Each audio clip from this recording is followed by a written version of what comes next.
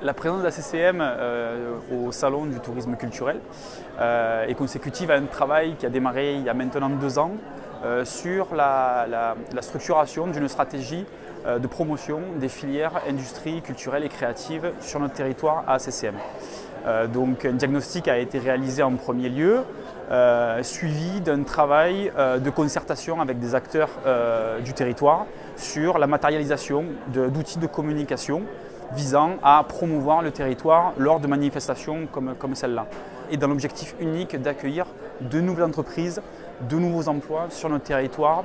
de préférence dédiés à la filière industrie culturelle et créative. Alors, le pôle culture et patrimoine est un cluster association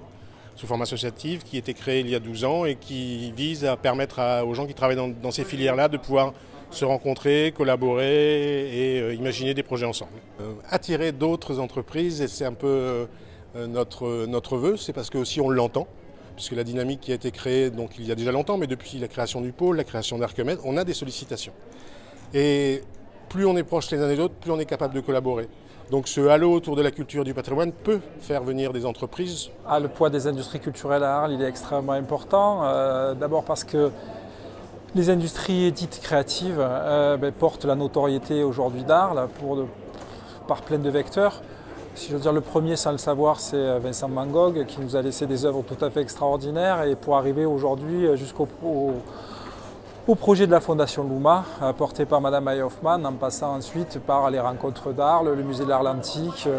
les festivals nombreux qui animent notre été, mais aussi tout un tas de professionnels qui vivent de ces activités, tant dans les domaines du patrimoine que dans les domaines de l'édition, Actes Sud bien évidemment, mais pas que Actes Sud, parce qu'à côté d'Actes Sud, il y a 16 autres éditeurs présents pour des éditeurs spécialisés parfois ou plus généraux également. Donc nous avons là une richesse de savoir-faire et il est extrêmement important non seulement de la promouvoir, de la mettre en valeur, mais aussi d'en faire le point d'appui de nouvelles activités qui seraient susceptibles de s'installer sur notre territoire. C'est le sens de notre présence ici au CITEM, pour montrer qui nous sommes, montrer que Arles, au regard de la taille modeste qui est la sienne, est vraiment un des phares culturels de la Méditerranée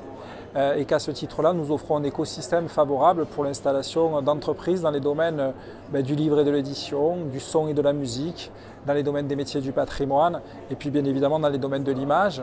à la fois photographique ou animée, puisque nous avons là aussi des outils de formation avec l'École nationale supérieure de la photographie ou MOPA, dans le domaine de l'image animée, qui sont des écoles de formation de très haut niveau. Donc tout cela, nous voulons le présenter ici au CITEM, comme nous l'avons présenté il y a quelques mois au Salon international du patrimoine. Et nous plantons des graines pour que l'arbre arlésien pousse le plus haut possible demain.